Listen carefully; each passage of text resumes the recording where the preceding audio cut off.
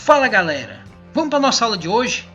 Nossa aulinha de ciência hoje falando sobre os invertebrados, certo? Dando continuidade àquele nosso assunto que a gente já vinha falando sobre os invertebrados. Então aguarda aí no slide que vai ser agora mesmo, certo? Então presta atenção aí, porque vai agora. Vamos falar sobre os anelídeos, certo? Então anelídeos são os animais que vem do latim, que quer dizer anélios, ou significa anéis. Significa o quê? Que seu corpo é segmentado, certo? Se você observar uma minhoca, tá? Que o corpo dela é como se fosse feito como vários anéis, um colado no outro, certo? Então, vamos ver aí. Temos mais de 15 mil espécies vivendo no nosso planeta, certo? E eles podem viver em ambientes aquáticos ou em ambientes terrestres, certo? E aí nós vamos ter aí o representante, os oligoquetos, que são aqueles que têm pouca cerda.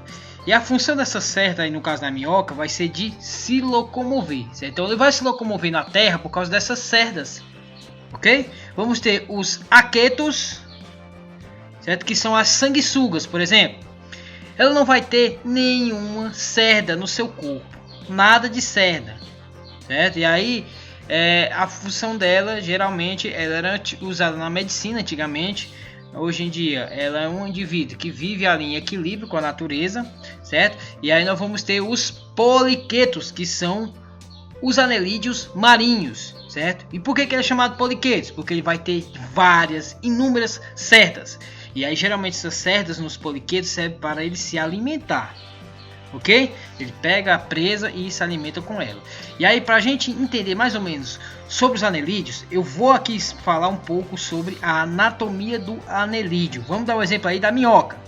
Nós temos aí uma minhoca, e essa minhoca aí, ó, ela vai ser formada mais ou menos assim, ó. Ela vai ter uma boca, vai ter o nervo, vai ter um pequeno cérebro, vai ter a faringe, vai ter os vasos sanguíneos, o tubo digestório, bem aí, próximo aí. Aí, se você observar a minhoca, o seu sistema sanguíneo ele vai circular o sistema digestório, certo? Ok? Por que isso? Porque aí vai facilitar na hora de absorver os nutrientes. Vai ter o clitelo. Clitelo? O que é isso? Clitelo é o órgão reprodutor da minhoca, certo? Lembrando que as minhocas elas são hermafroditas. Como assim, professor, hermafrodita? Isso mesmo.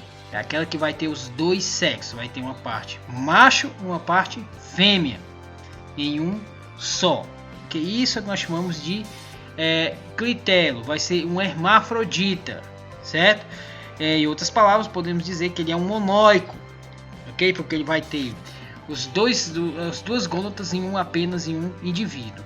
E aí o clitelo ele vai produzir também o ovo, certo? O ovo da minhoca. Então a futura minhoca vai ser produzida aí no clitelo.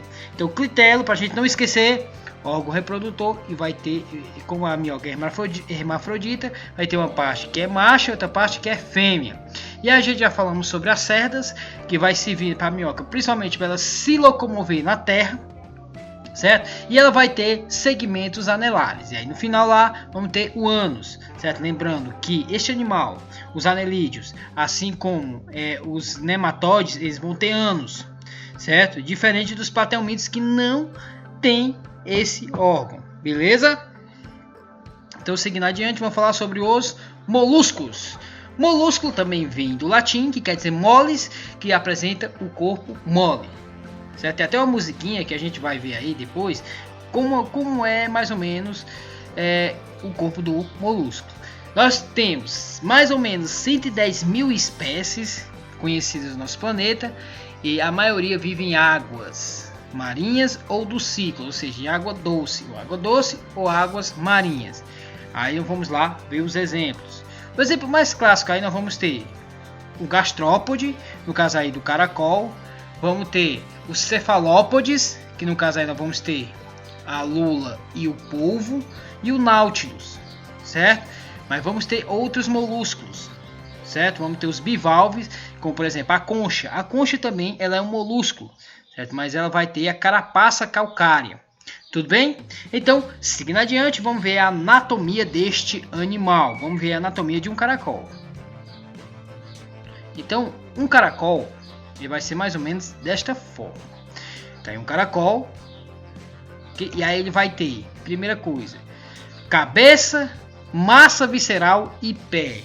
Sempre tem até uma musiquinha que a galera canta que é assim: cabeça, massa visceral e pé. Mas vamos lá, continuando. Os moluscos, alguns deles vão ter a rádula. E o que é a rádula, professor? Rádula é a língua raspadora. Então, para ele se alimentar, ele vai chegando próximo do alimento e vai raspando. E aí o que acontece? E quando ele raspa, é que ele vai comendo este alimento. Aí vamos ter os olhos, vamos ter os tentáculos. Os tentáculos vai auxiliar para ele como sensores para saber aonde ele está, certo? E a presença de predadores. Certo? Quando esses tentáculos ele sente que tá vindo predador, o que ele faz? Ele se recolhe e entra todo dentro da concha. E um detalhe, ele vai ter a concha calcária, certo? Ele vai ter um manto, certo? E o manto vai servir principalmente para duas coisas: para excreção ou para a absorção de gases. Certo? E aí nós vamos ter o estômago, ele vai ter um coração, vai ter o órgão excretor, que no caso também desse animal aí, ele é hermafrodita. Significa que quando ele vai acasalar, os dois ficam grávidos, certo? Assim como na minhoca, né? Os dois ali vão ficar grávidos. Vai ter a brânquia, certo? E o sistema aí de troca respiratória, aí chamou de brânquias, certo? Que é um outro sistema. E aí o que acontece? Acontece aí a troca respiratória, ok? Então a anatomia de um caracol é mais ou menos desta forma. Ele vai ter aí então essa carapaça calcária. Tudo bem? Certo? Ele é bem estranho assim mesmo. E aí, galera, falando sobre moluscos e sobre anelídeos, a gente vai entender o seguinte: que vamos ter lá no caso dos anelídeos o corpo segmentado. No caracol ele vai ter o corpo mole e a presença ou não de carapaça calcária, certo? Ele vai ter o exemplo aí de um endoesqueleto, ok? Então as características básicas de um caracol vai ser essa. Vamos lá para nossa atividade. Então, indo para nossa atividade, nós temos essa aí, a nossa lista de exercícios. Ok? Então vamos fazer a leitura. Que características dos anelídeos dá o nome ao filo? 2. Quais são as principais representantes dos anelídeos? 3. O que são cerdas e para que servem as cerdas nas minhocas? 4. Como é a reprodução das minhocas? 5. Qual característica dá o nome do filo molusco? E 6. Quais 3 divisões do corpo do molusco? E aí vamos ter a 7ª e a 8ª. As duas últimas são de marcar, não é isso? Então, questãozinha fácil para vocês. Então, você só basta marcar. Aí uma questão aí, ó, por exemplo, assim, todo agricultor procuram ter minhocas no solo onde planta. As minhocas são importantes para... Aí você vai responder aí uma das opções para que ela é importante para o solo. E a 8ª, analisando a ilustração, sabemos... a seguir, podemos afirmar que o animal representado pertence ao filo, e aí você vai marcar a questão correta. Beleza, pessoal? Pessoal, e nós vamos ficando por aqui, certo? Então, nas nossas próximas aulas, nós vamos dar continuidade sobre esses reinos do reino animal e desse filos que nós estamos estudando. Nós já vimos o filo porífera, filo quinidária, filo nematóide. Agora nós estamos vendo o filo anelídeo, filo molúscula, e aí nós vamos ter o filo artrópoda e o filo equinodermo. Beleza? Galera, essa aulinha foi muito show. Por isso, obrigado por vocês estarem aí assistindo minha aula e valeu!